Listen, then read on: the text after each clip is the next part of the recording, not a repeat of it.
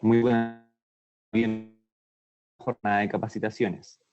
Queremos agradecer su entusiasmo y convocatoria en cada una de las sesiones y los invitamos a seguir participando activamente durante esta semana.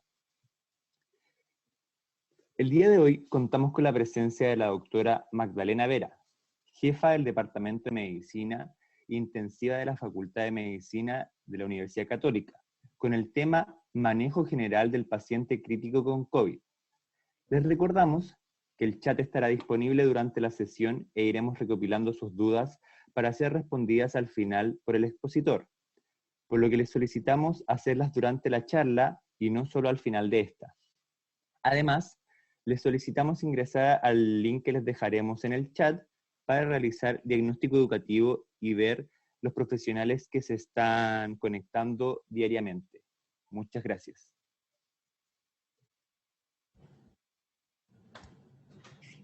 Hola, buenos días. Soy Magdalena Vera, soy anestesióloga e intensivista y me desempeño actualmente en el Departamento de Medicina Intensiva de la Universidad Católica. Y hoy día vamos a revisar esta clase que trata principalmente del manejo general del paciente crítico con COVID-19.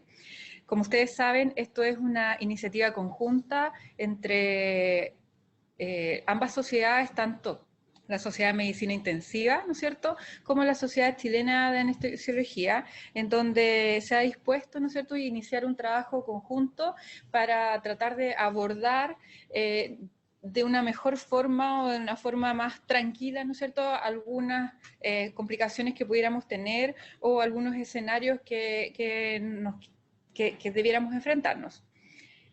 Los objetivos de esta clase principalmente van a ser dos, y es que vamos a dividir la clase en dos bloques.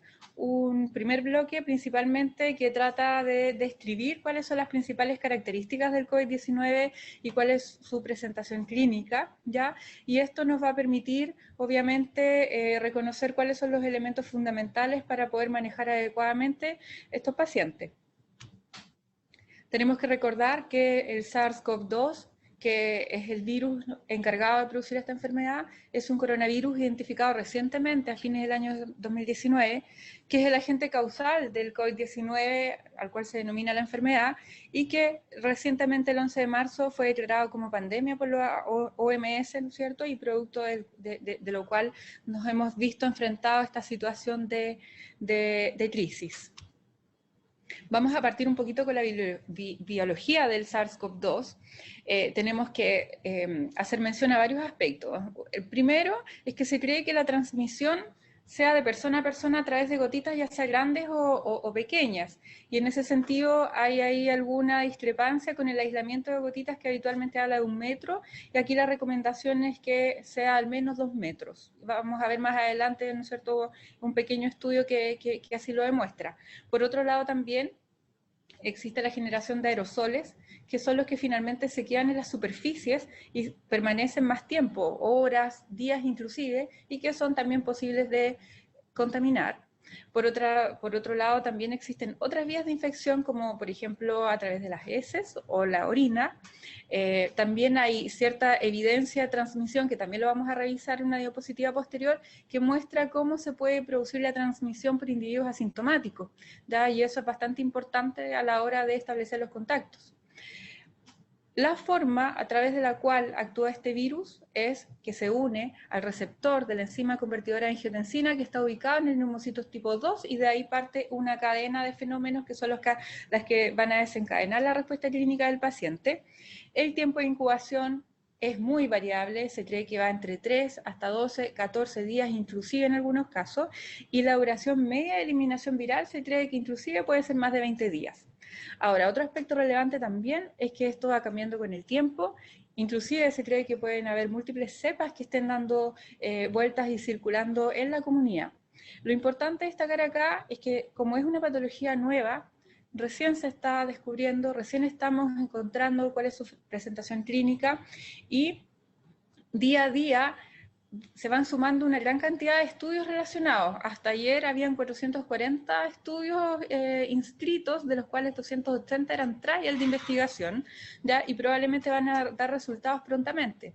¿Por qué hago mención a esto? Porque probablemente alguna de las cosas que yo mencioné hoy día, que es la evidencia hasta hoy, probablemente mañana, inclusive en una semana más, pueda ser totalmente distinta. Y tenemos que estar dispuestos a que esta información va a ir cambiando y va a ir variando en el tiempo también. Recordar un poquito de la fisiopatología de esta enfermedad. Como ya les dije, el virus se une a este receptor de la enzima convertidora de angiotensina, se estimula toda la cadena de la renina, angiotensina, aldosterona, se produce un acúmulo de angiotensina y que es finalmente la responsable de que se produzca esta lesión pulmonar, con una injuria pulmonar, con remodelamiento miocárdico, como se ve en la figura, y también hay fenómenos vasculares como de vasoconstricción y aumento de la permeabilidad vascular. Ese es como el inicio de la patología. Ahora, la presentación clínica en sí, lo que se ha visto hasta ahora, en base a los modelos descritos tanto en China como en Italia principalmente y algo de España, es que podríamos decir que la enfermedad tiene 3 fases. Una fase inicial de infección temprana, en donde hay una respuesta a este virus que nos está invadiendo, en donde están los signos clásicos como de fiebre, tos, diarrea, cefalea. Posteriormente viene una fase pulmonar y en esta fase pulmonar que puede cursar o no con hipoxia, ya principalmente se caracteriza por la disnea. Y después pasamos a una fase 3, que es una fase de hiperinflamación, en donde tenemos principalmente esta respuesta de síndrome de estrés respiratorio agudo.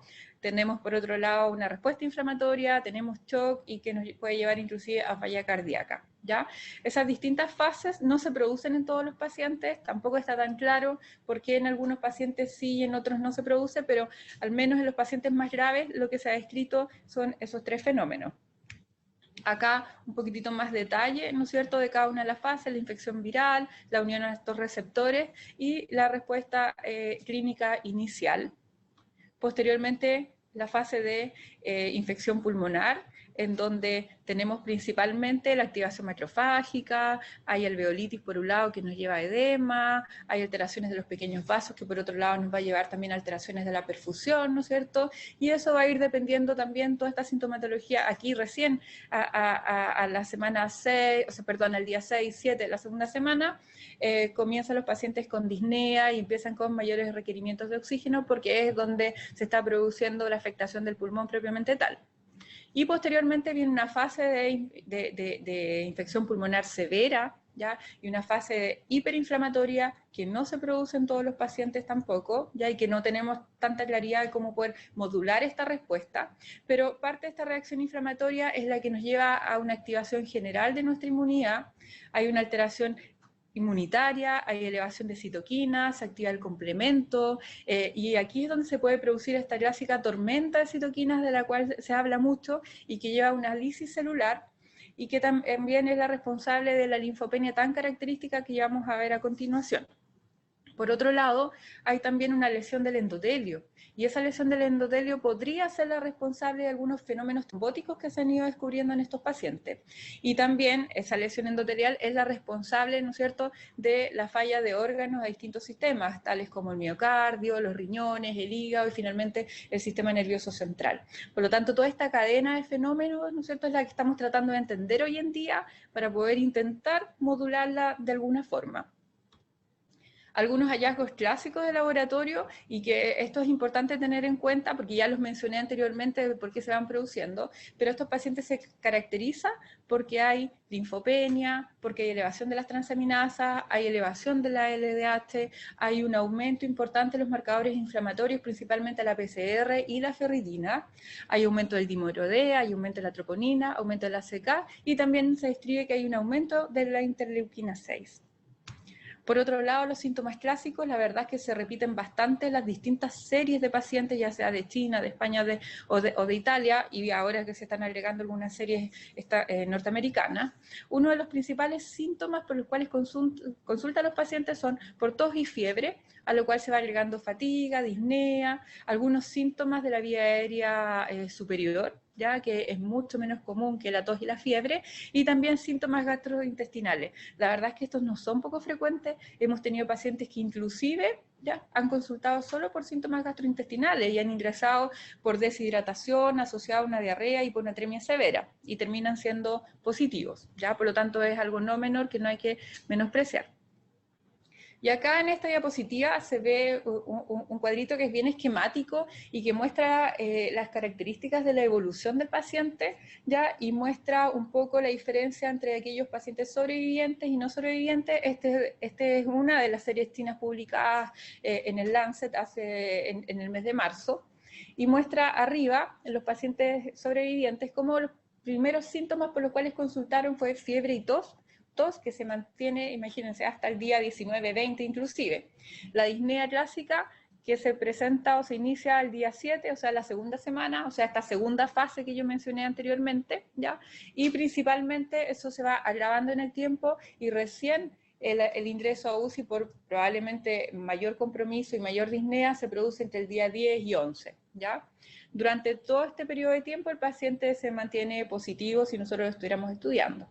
Y por otro lado, en los pacientes no sobrevivientes lo que se vio es algo muy similar, ¿no es cierto? Los síntomas son similares, la disnea comienza también al 7º día, ya, la admisión a la UCI también, pero dentro de la segunda, ya tercera semana, ¿no es cierto?, empieza a aparecer la disfunción de órganos, producto probablemente de esta respuesta hiperinflamatoria que se produce como en la tercera fase, y es lo que hay es disfunción cardíaca, disfunción renal, shock, sepsis principalmente, ¿ya?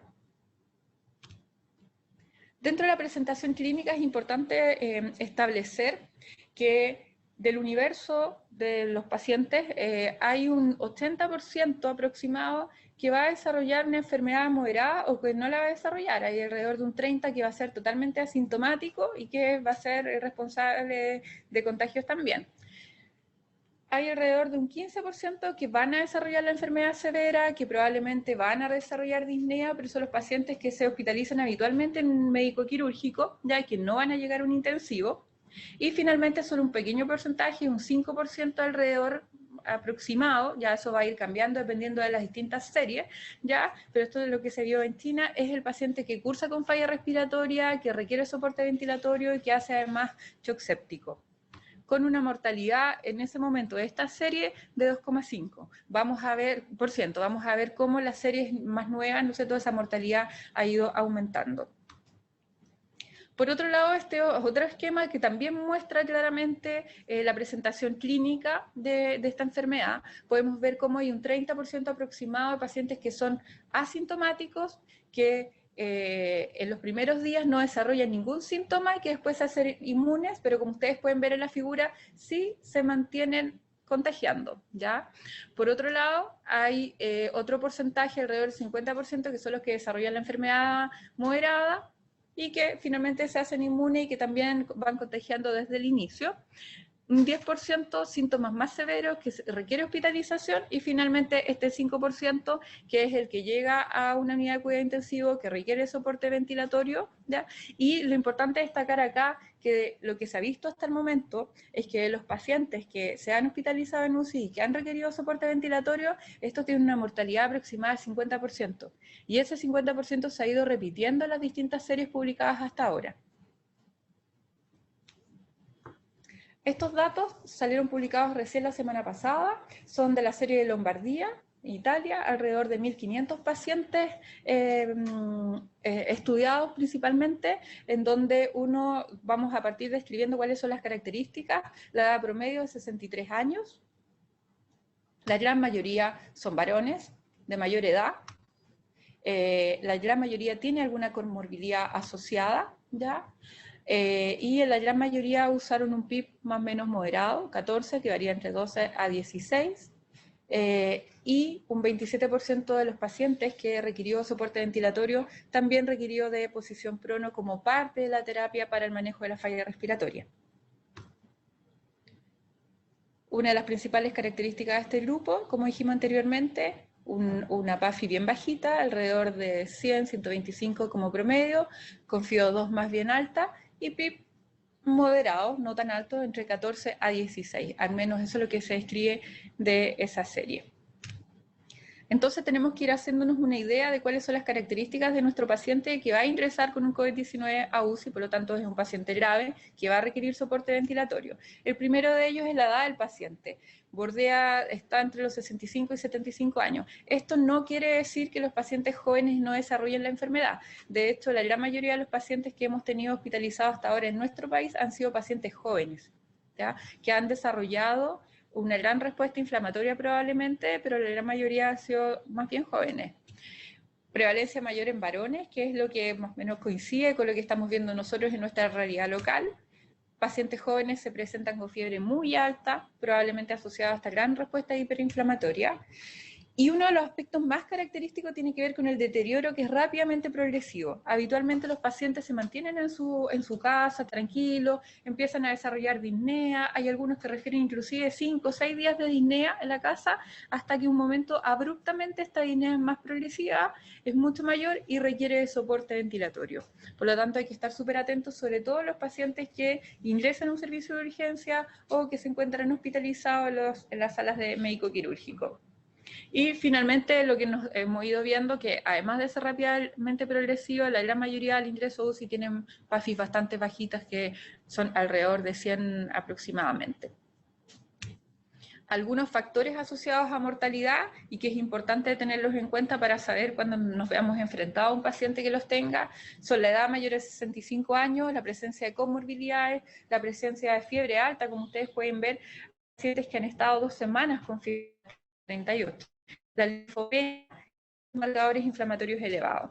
Y en relación a esos últimos dos que mencioné, la linfopenia menor es un factor asociado a mortalidad y la presencia de dímero D mayor de 1000 también. Por lo tanto, estos son exámenes que se solicitan por un lado al ingreso, que muchas veces nos ayudan a definir dónde se va a quedar el paciente, si se va a ir a una sala médico-quirúrgico o va a ingresar a un intermedio, porque necesitamos observarlo un poquitito más. Y por otro lado también son exámenes que nosotros vamos a ir solicitando, quizás no diariamente, pero sí al menos día por medio, porque nos van dando una luz de cuál podría ser la evolución de nuestro paciente. Algunas complicaciones que ya se han ido escribiendo, si bien es cierto, la serie que les mostré en las últimas diapositivas que salió publicada recién esta semana de Italia, todavía la gran mayoría de los pacientes está hospitalizados, por lo tanto, estos son datos que van a variar probablemente, pero principalmente dentro de las principales complicaciones de un paciente está la falla respiratoria, por la cual requieren soporte ventilatorio, el shock séptico en menor caso, hay injuria renal, hay algunos fenómenos vasculares y trombóticos también asociados. Entonces, para ir continuando, ya tenemos claro más o menos cuál es esta forma de presentación de la enfermedad, que quizás pudiera variar, pero más o menos coincide un poco esto con lo que nosotros hemos ido viendo en nuestra realidad local, tanto pública como privada. Es por eso que nos tenemos que enfocar ahora en el manejo del paciente COVID-19 en la UCI. Y en ese sentido hay algunos aspectos que son súper importantes de abordar, como son el control de la infección, que es el primer aspecto y el más relevante, y aún cuando entremos en la UCI es un aspecto que tenemos que abordar, el soporte hemodinámico, el soporte no invasivo, la ventilación mecánica y algunas otras terapias que son las que han ido cambiando principalmente con el transcurso de los días. Esta es una infografía que si uno la mira así, de buenas a primeras, parece bastante agobiadora, pero la verdad es que es bastante clara, es bastante entretenida de mirarla también, y esto es el resumen de las recomendaciones tanto de la Sociedad Americana de Intensivo como de la Sociedad Europea de Medicina Intensiva, y que principalmente se aborda a estos aspectos: el control de infección, soporte hemodinámico, soporte ventilatorio y otras terapias, que son los distintos aspectos que nosotros tenemos que abordar. Con eso, más o menos claro, yo creo que podemos hacer un buen enfrentamiento a un paciente crítico como este. Uno de los que primero menciona esto es que hay medidas de cuidados críticos que son las comunes y que se van a mantener probablemente en estos pacientes. Una de ellas es, por ejemplo, la estrategia de fluidos. Es principalmente una estrategia conservadora, más bien restrictiva quizás, porque es un paciente que tiene una falla respiratoria. El uso de antibióticos empíricos, sospechando también una neumonía bacteriana, que eso es algo que habitualmente hacemos en la UCI, ¿ya? Algunas consideraciones para una ventilación invasiva temprana. Los distintos trabajos, y ustedes lo pueden haber visto en la clase anterior también, van mostrando cómo no hay que esperar mucho tiempo y hay que actuar rápidamente, no hay que perder tiempo en algunas medidas no invasivas quizás, porque finalmente se ha demostrado que esos intentos lo único que hacen es que prolongan la decisión y finalmente empeoran la situación del paciente. Una estrategia ventilatoria más bien protectora, la posición prono como parte importante de la estrategia de manejo de los pacientes con falla respiratoria, y también la consideración de las terapias de ECMO. Pero si ustedes, no lo mencioné anteriormente, pero la verdad es que las series de estritis hasta ahora, el porcentaje de pacientes que ha requerido ECMO es mínimo.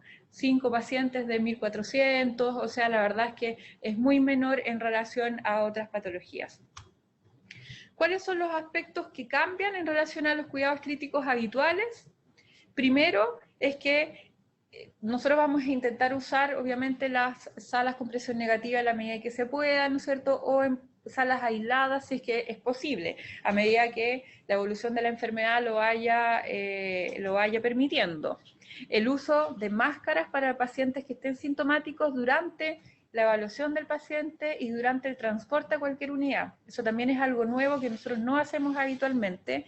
El distanciamiento, mantener al menos 2 metros de distancia tanto entre los pacientes como también con nuestros mismos colegas o miembros del equipo de trabajo, ¿ya?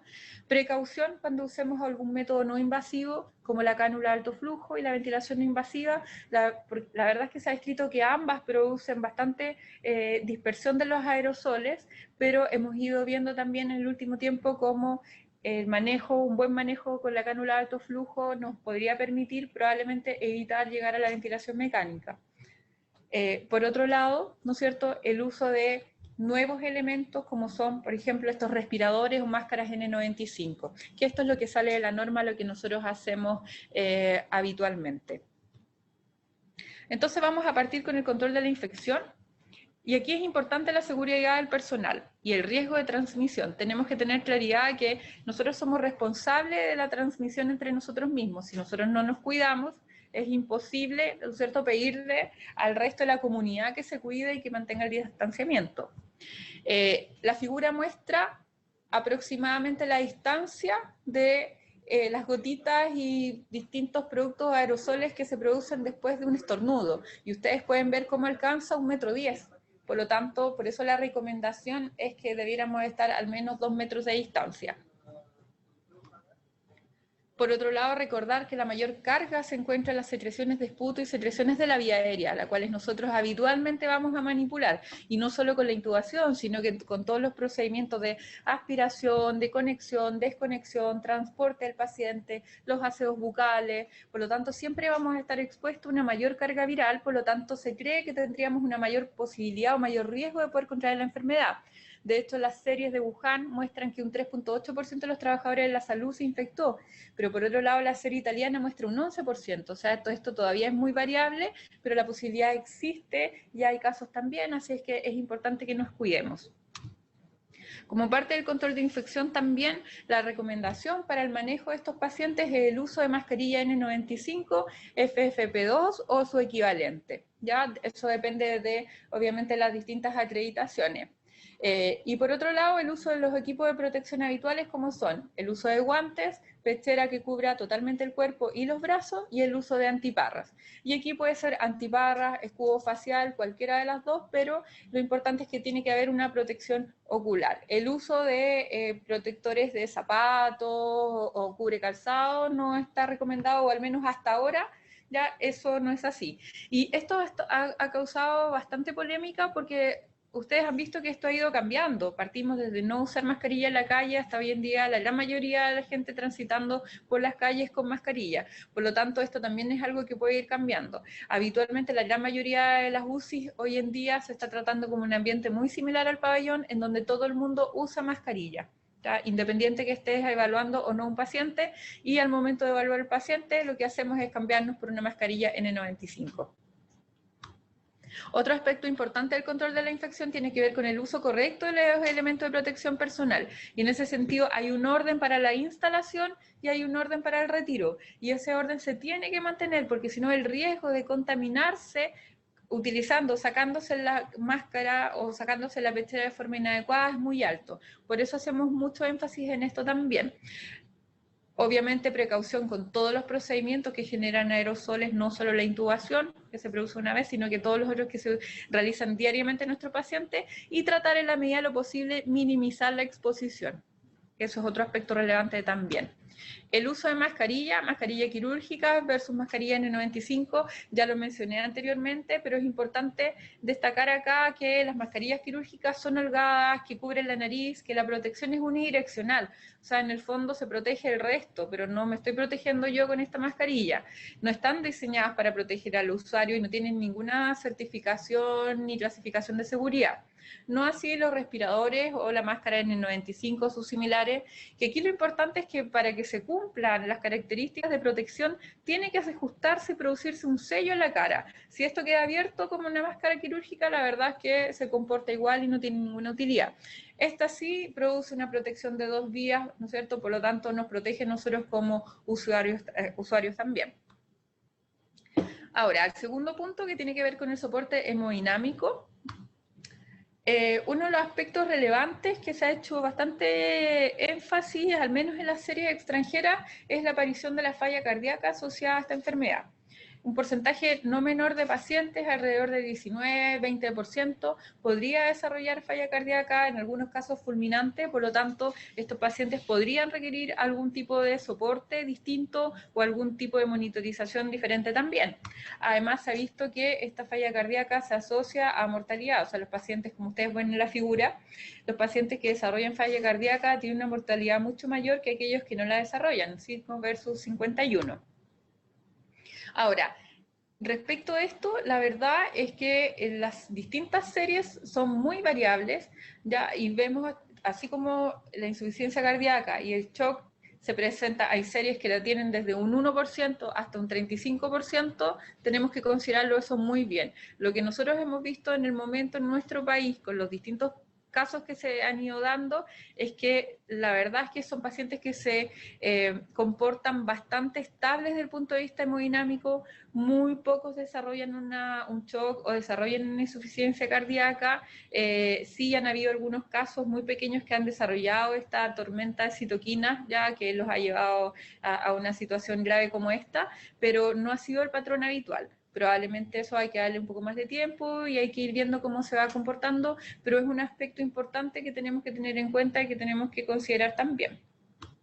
Ahora, en relación a la reanimación en los pacientes COVID-19 que se encuentren en shock, la verdad es que no hay estudios ni hay evidencia en relación a estos pacientes. Ustedes saben que es una patología relativamente nueva, pero sí hay una reunión de consenso tanto de la Sociedad de Medicina Crítica Americana como en la Europea, que establece estos puntos y estos parámetros, en que básicamente la estrategia de fluidos sea más bien restrictiva, porque tenemos que proteger en este caso nuestro pulmón, que va a desarrollar una falla respiratoria y que va a tender a producir un poco más de edema. La indicación de fluidos debiera hacerse en relación a parámetros dinámicos del paciente, medir delta PP, hacer una ecoscopía, medir BBS, buscar alguna forma que nos oriente a saber qué paciente va a ser el que va a responder o no a fluidos. Y por otro lado, la respuesta de fluidos debiéramos evaluarla ya sea con el llene capilar o ya sea también con el lactato en sangre. Por lo tanto, esto no difiere tanto de lo que hemos y de nuestro manejo habitual hasta ahora en un paciente séptico, un paciente con shock habitual.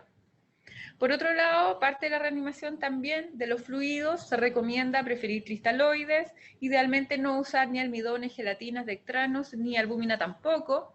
Y en relación a los vasoactivos, la droga recomendada es el uso de norepinefrina para mantener una presión arterial media de 60 a 65, dependiendo de las características pacientes, y no usar dopamina ni usar vasopresina, al menos en lo que se muestra la evidencia hasta hoy en día. Ahora también hay un grupo no menor, aproximadamente el 5% de los pacientes que desarrollaría falla renal. Esta falla renal es bastante temprana, se cree que el mecanismo podría ser la necrosis tubular aguda, aún no está tan claro tampoco, pero estos pacientes habitualmente, la gran mayoría, requiere soporte, ¿ya? Y es un factor de riesgo adicional y es mal pronóstico para estos pacientes también, al menos en lo que se ha escrito en las series actuales.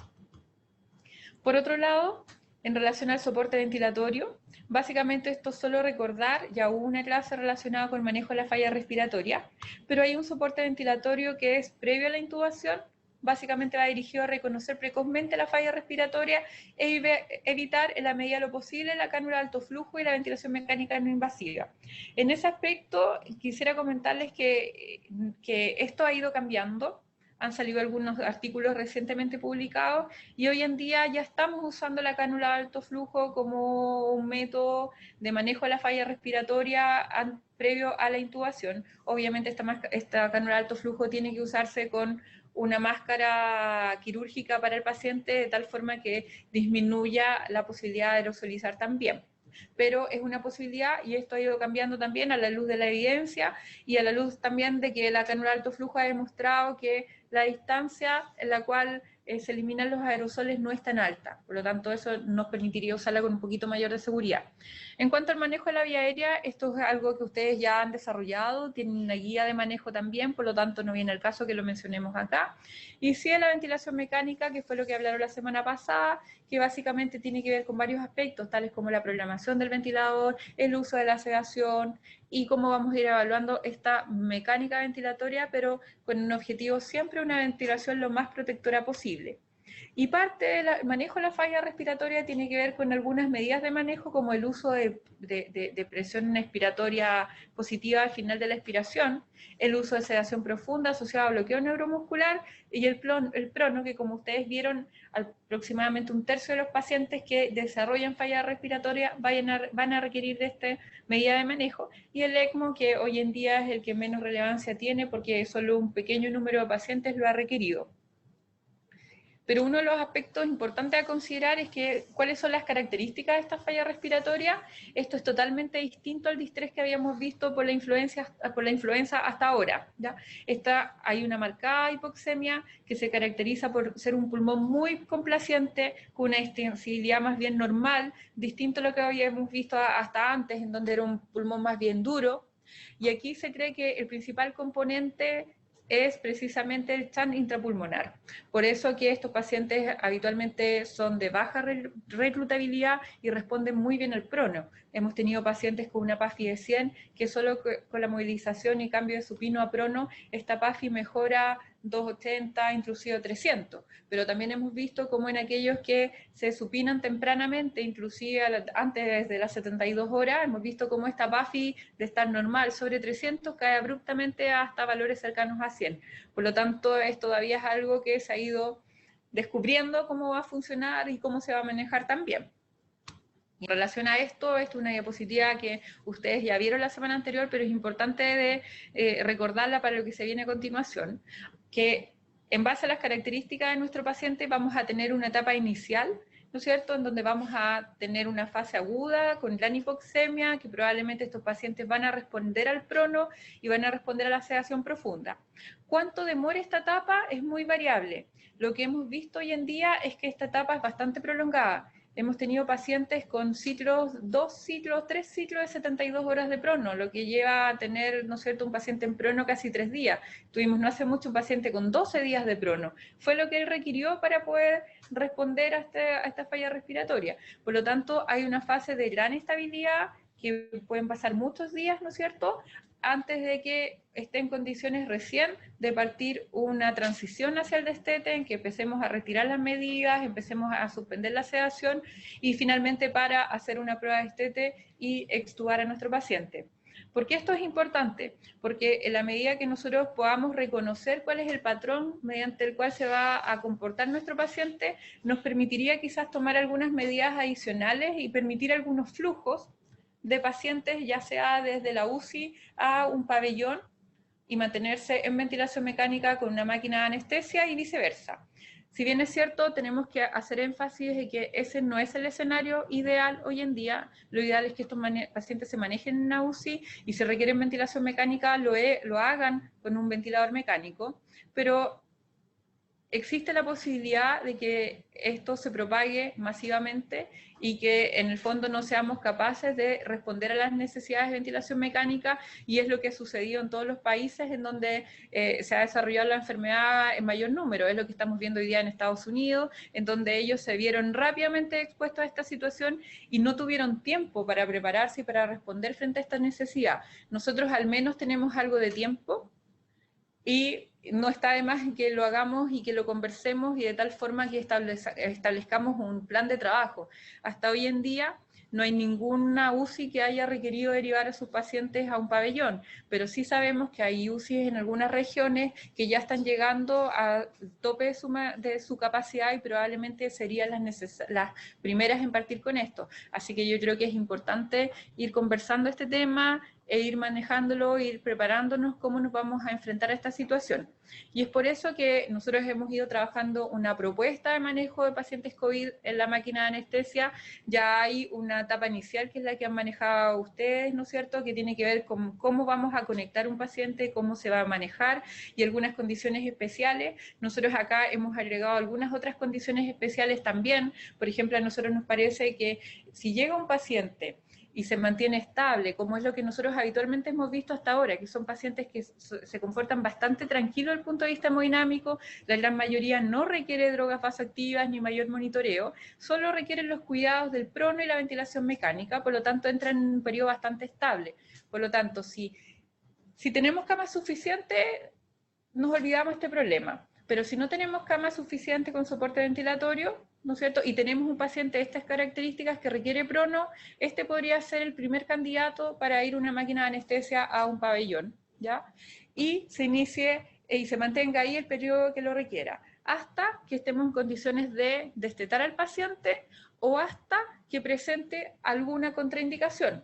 ¿Cuáles serían algunas contraindicaciones? Por ejemplo, lo ideal es que el paciente que se va a mantener en pabellón sea un paciente que mantenga una compliance normal, que se mantenga con un PIB bajo, no más de 12, 13, 14, que no requiera maniobras de reclutamiento, que son las que requerimos hacer con un ventilador mecánico, que no tenga signo de hipoperfusión, que no tenga alteraciones hemodinámicas, que en el fondo sea un paciente con una falla monoorgánica, solo con una falla respiratoria, y que además tampoco requiera otras terapias adicionales como terapias de soporte renal o terapias de hemofiltración de alto volumen. Pero esto es claramente una propuesta que nos adelantamos un poco, no alcanzamos a discutirla en pleno a nivel de las sociedades, pero es lo que queremos presentar. Para nosotros la idea es que trabajemos en equipo, que esto lo hagamos en conjunto. Nosotros desde el mundo del intensivo no queremos presionarlos, ni tampoco queremos que se sientan enfrentados a una situación desconocida y que la enfrenten solos. La idea de esto es que lo trabajemos como un equipo real, y en ese sentido hago una invitación también a los equipos de anestesia que se acerquen a sus UCI, que se acerquen a hablar con los colegas. Yo creo que en la medida que empezamos a conversar desde ya, probablemente los problemas e inconvenientes después van a ser mucho menores y vamos a ser capaces de enfrentarlos de una mejor forma si es que nos viéramos enfrentados a la situación de tener que llevar pacientes para ventilar en un pabellón. Muchas gracias. Bueno, y finalmente los dejo invitados a seguir manteniéndose, ¿no es cierto?, activos en esta página. La verdad es que hay muchas charlas que se han ido dando y que probablemente se van a ir generando a medida que vayan pasando los días también. Muchas gracias, doctora. Vamos a pasar a la ronda de preguntas. Hay varias preguntas en los distintos chats. Le voy a hacer algunas de las que realizaron.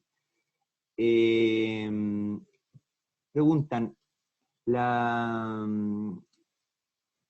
medicación con ECA explica la hipertensión como factor agravante? ¿Tiene que ver esta la medicación para explicar esta hipertensión? Bueno, sí, hay trabajos que ya se han publicado, hay varias cosas que siguen saliendo todavía, pero hay algunas recomendaciones, como por ejemplo de la AJA, que invitan a suspender el uso de los IECA en estos pacientes.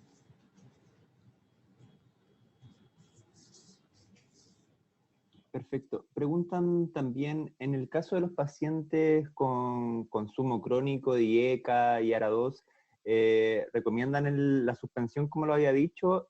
¿Y qué cambio de tratamiento para tratar de disminuir regulación, por ejemplo, de receptores de angiotensina?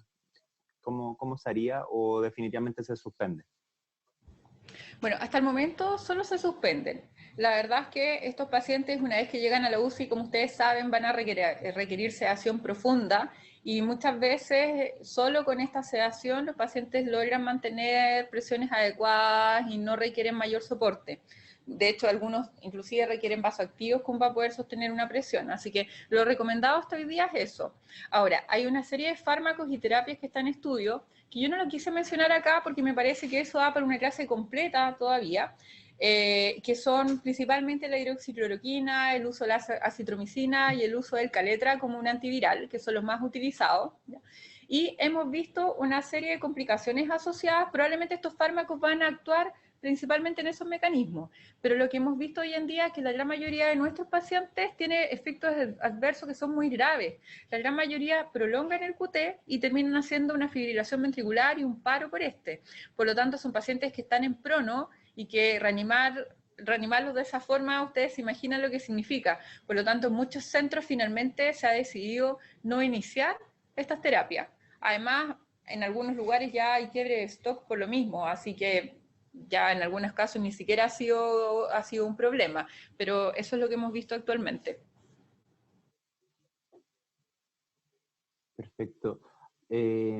Preguntan, y esto lo repitieron en varias preguntas de manera distinta, ¿qué hay de cierto? ¿Existe evidencia real que el virus ataca la cadena beta 1 de la hemoglobina e impide el transporte de oxígeno, por ejemplo? ¿Existe evidencia de esto o solamente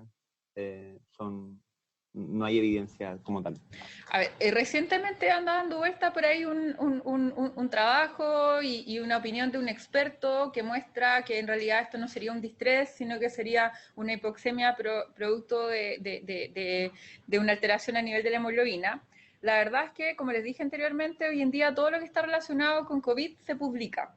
Y en ese sentido hay que ser muy cautelosos con lo que estamos leyendo y con cómo nos estamos informando, y tenemos que ir a revisar muy bien cuál es la metodología mediante la cual se elaboró esta publicación. De hecho, hay trabajos que son de regular calidad y que se han publicado en revistas de gran impacto y que tiene que ver básicamente porque la situación de crisis así lo hace, pero en ese sentido yo creo que hay que ser súper crítico. Hasta el momento eso no está demostrado, probablemente haya estudios que lo estén revisando, pero hasta hoy día eso no es así, y la invitación es a esa, a revisar muy bien lo que se está leyendo y cómo se está trabajando, y en ese sentido las sociedades médicas, la sociedad de medicina intensiva, la sociedad de enfermedades infecciosas y de enfermedades respiratorias han estado trabajando arduamente precisamente para poder tratar de llegar a consensos en base a toda la evidencia disponible.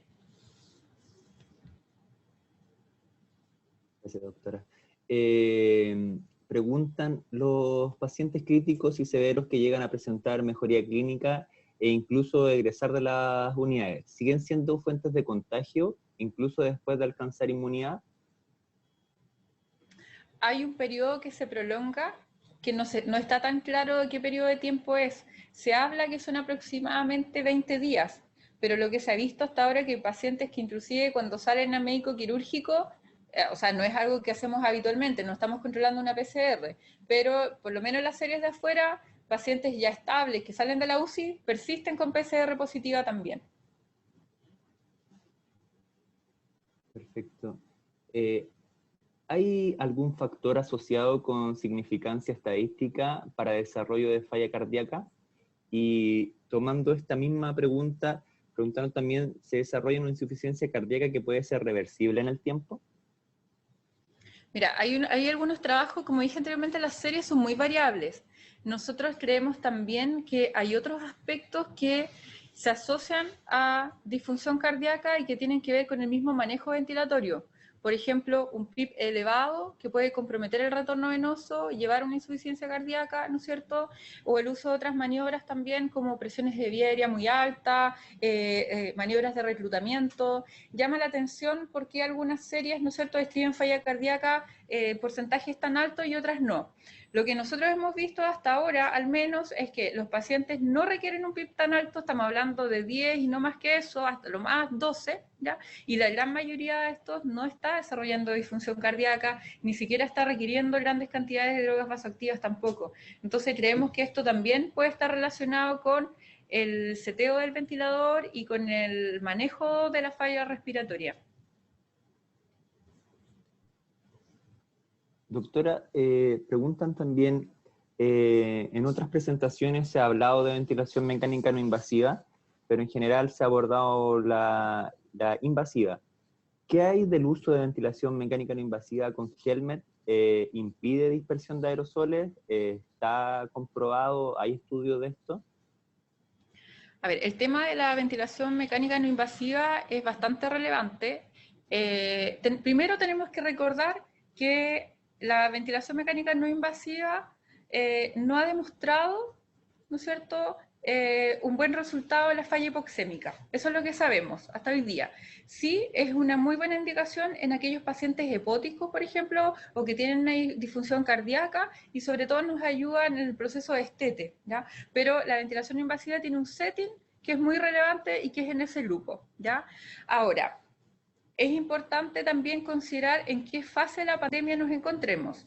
Si estamos hablando hoy en día en que tenemos todavía disponibilidad de ventiladores mecánicos, tenemos acceso a una UCI, ¿no es cierto? Y esta posibilidad, creo que la recomendación no es precisamente usar ventiladores mecánicos no invasivos, sino que apostar por lo que sabemos que tiene una muy buena respuesta y un muy buen rendimiento, y en este caso lo que sí ha demostrado es la ventilación mecánica invasiva y el uso de cánula de alto flujo, que también ha demostrado ser útil en el manejo de la hipoxemia en estos pacientes, ¿ya? Ahora, esto no quiere decir que en una situación extrema en donde no tengamos posibilidad de ventilar un paciente y tenemos ventiladores no invasivos, vamos a tener que empezar a utilizarlos y vamos a tener que buscar la forma de poder adecuarlos para, por un lado, prevenir el uso de, o sea, prevenir la aerosolización, por un lado, y también obtener una muy buena respuesta.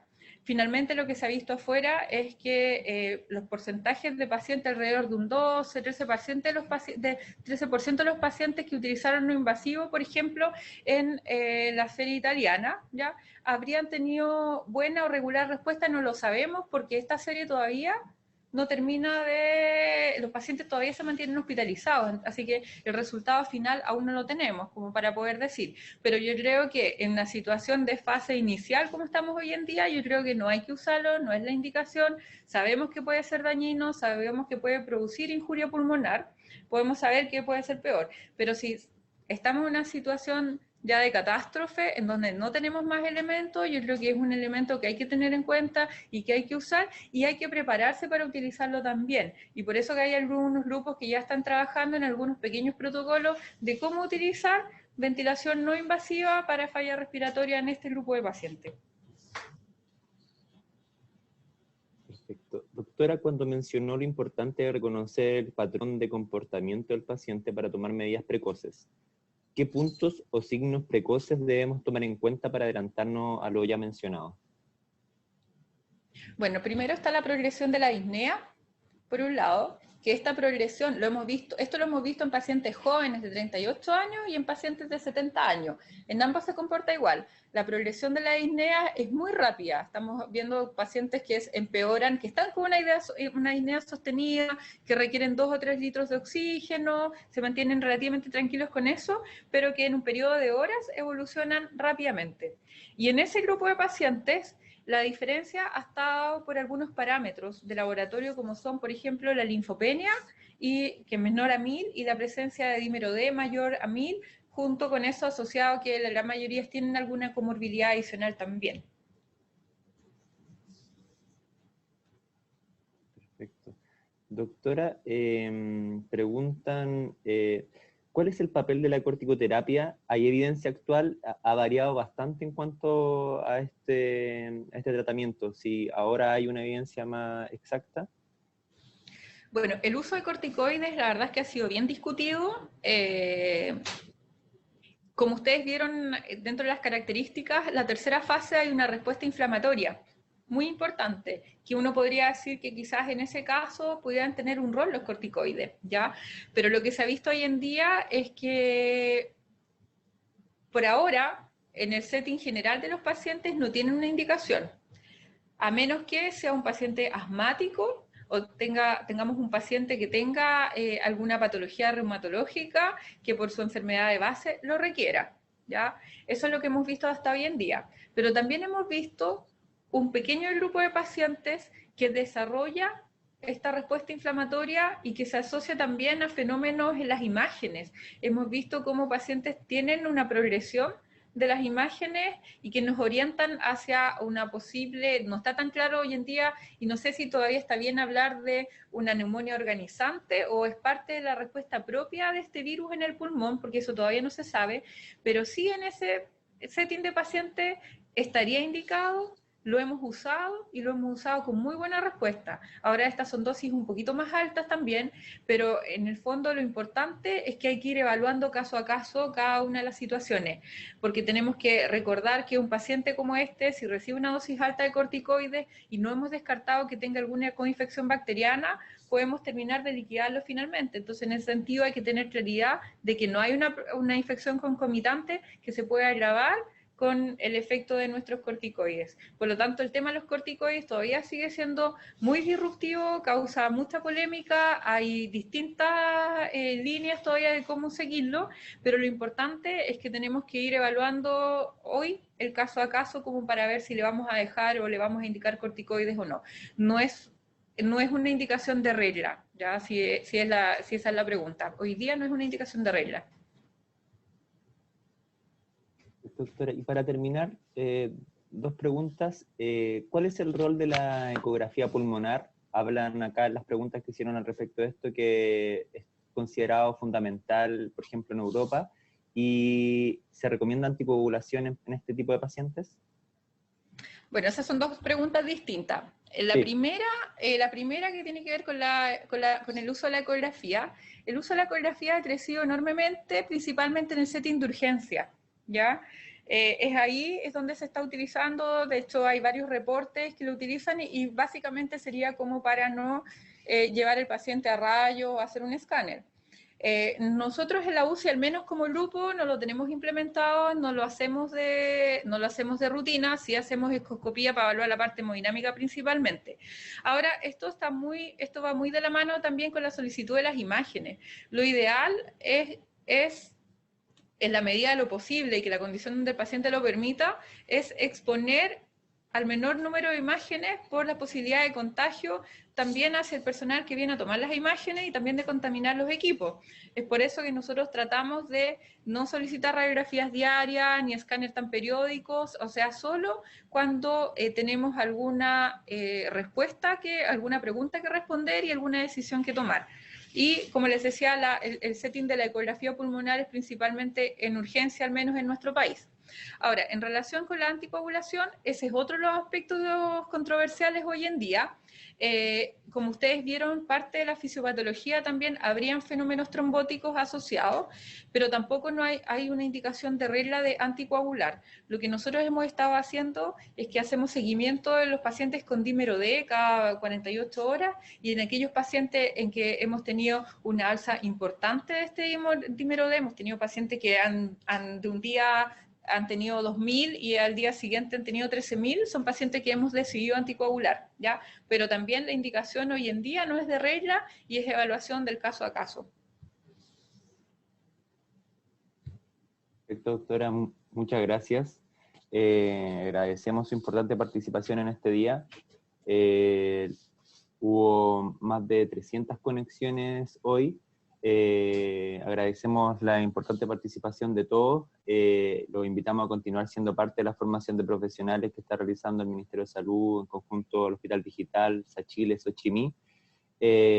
Hoy a las 12 horas estará con nosotros la psicóloga psicointensivista Verónica Vargas, que es de la unidad de paciente crítico del Hospital Clínico de la Universidad de Chile, con el tema cuidados psicológicos del personal sanitario en tiempos de COVID-19. Queremos agradecer nuevamente, doctora, su presencia y si quiere decir algunas palabras antes de terminar. Bueno, a las gracias por la invitación y yo creo que invitarlos a seguir trabajando en equipo. Yo creo que hoy en día lo que tenemos que hacer es acercarse a los equipos de anestesia intensivo, empezar a conversar a aquellos que no lo han hecho y empezar a ver cómo podemos tratar de responder a la mayor demanda de camas UCI y mayor demanda de ventiladores también. Eso principalmente. Muchas gracias, doctora. Muchas gracias a todos los que se conectaron hoy día.